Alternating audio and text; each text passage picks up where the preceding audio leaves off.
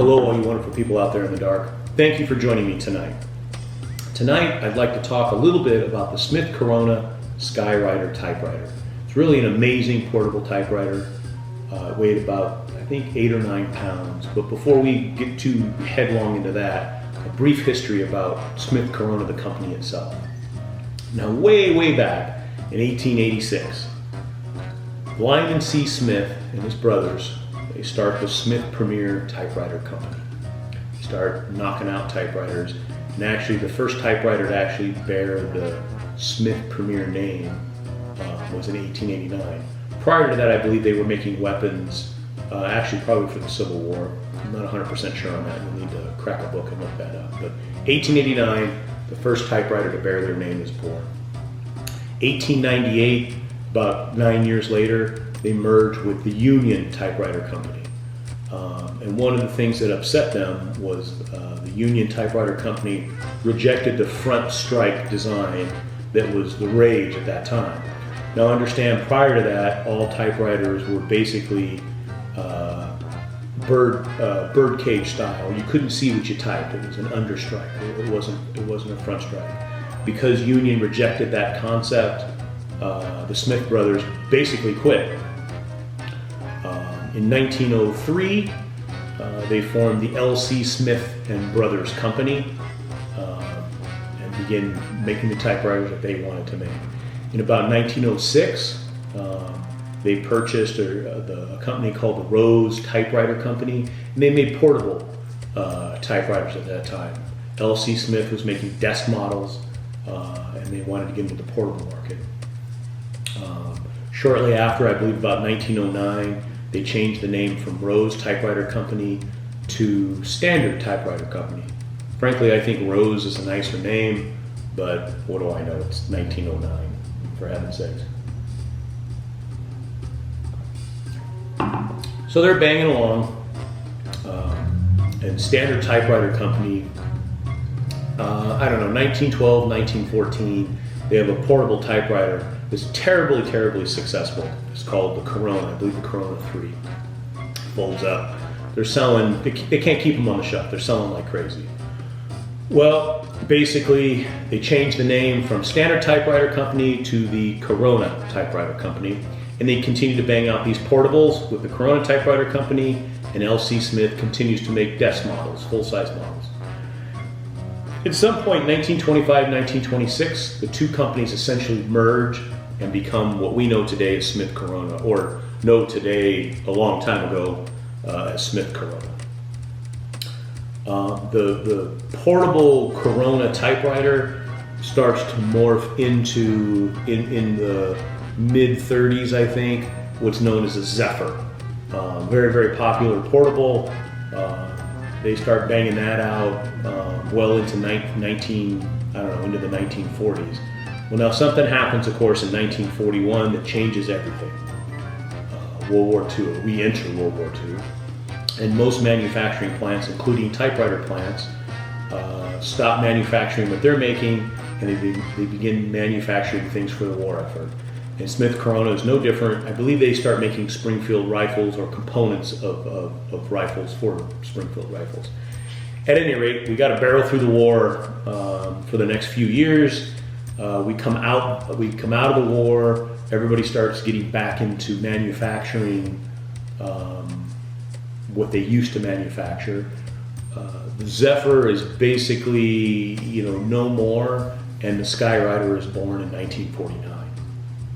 And the Skyriter, quite frankly, in 1949, besides an evolution of the Zephyr, was quite frankly sort of designed to compete with the Swiss typewriter, the Hermes Rocket. Now, one of the unique things to the Skyriter is its design. When it was initially designed, its case was metal. It's sort of a snap-on. I'll show you here shortly. Very small. It was designed to be able to be typed on your lap, carried on the aeroplane, the 707s, trains. Very portable. Actually, I've got a couple pictures here. Take a look. The first picture you'll see is an ad for the Zephyr, And then the next 2 or 3 are various ads for the Skyriter, and you'll clearly see the similarities as you click through them. I'm not 100% sure of the years, but they're interesting just the same. Take a look here.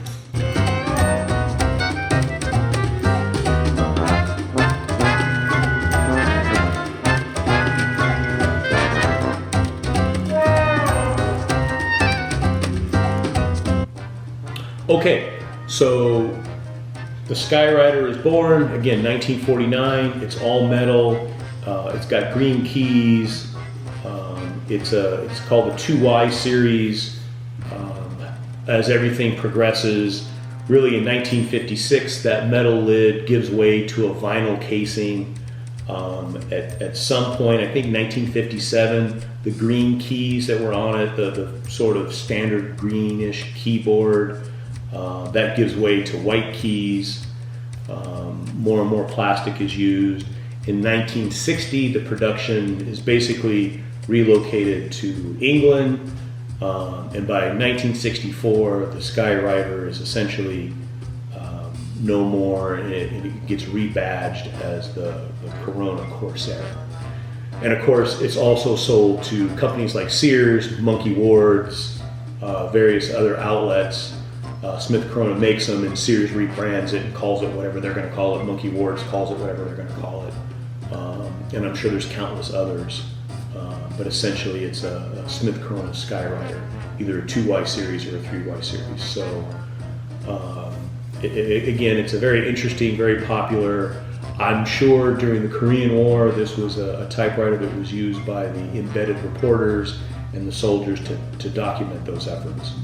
So, enough of me talking. Let me show you a couple of examples that I have. I think you'll find it interesting. Come with me. Okay, so we've got here, for heaven's sakes, Sancho, this isn't a Smith Corona Skyriter. I told you to get the 2 Skyriters out. This is a Royal Futura 400. I know, yes, it is a rare typewriter, but we're talking about Skyriters. How in the world are we going to impress the great and powerful Tom Hanks, typewriter collector, if we don't know the difference between a Royale and a Smith Corona? No, not a Royale with cheese. Stop watching Pulp Fiction. Get your head out of the clouds, for heaven's sakes. Sancho, come on, man. We'll talk about the Futura line in another episode. We're working on Smith Corona Skyriters right now, for heaven's sakes.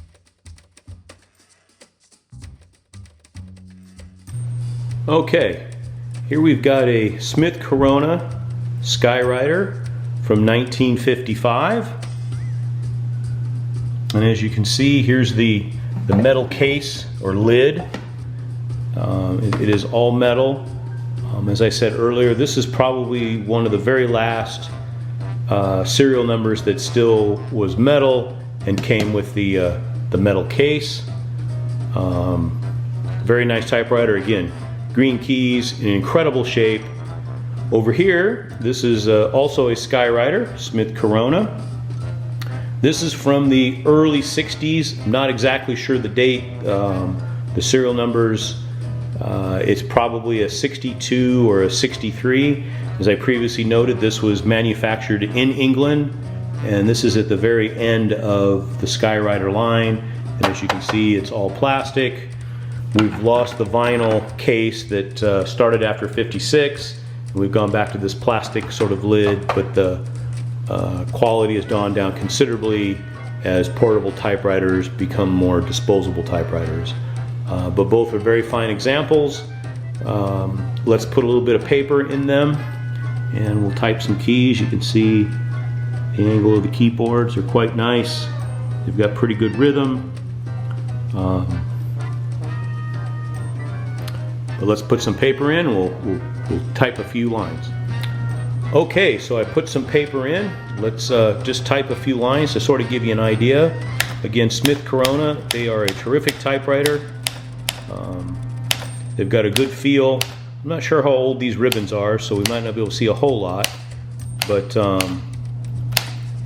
again, a sound typewriter. Kind of zoom in there. There you go, I believe that's a Pica font. And this fellow over here, do sort of the same thing. Give you kind of an idea. Not as good a feel, quite frankly, as the 56 model, or 55, but not too bad. Anyway, you zoom in here, you can see this ribbon is much, much drier, but I think on the whole, these are both terrific, terrific typewriters. If you're interested in typewriter collecting, I highly recommend Ted Monk's Typewriter Database. It's a great place to start, get an idea of the myriad of typewriters that are out there. It is a plethora of information. I highly, highly recommend checking out that website. If you like Smith Coronas, again, collectors, this is called a pancake. It is a great typewriter. It's affordable. Quite frankly, it's the laptop of the 50s.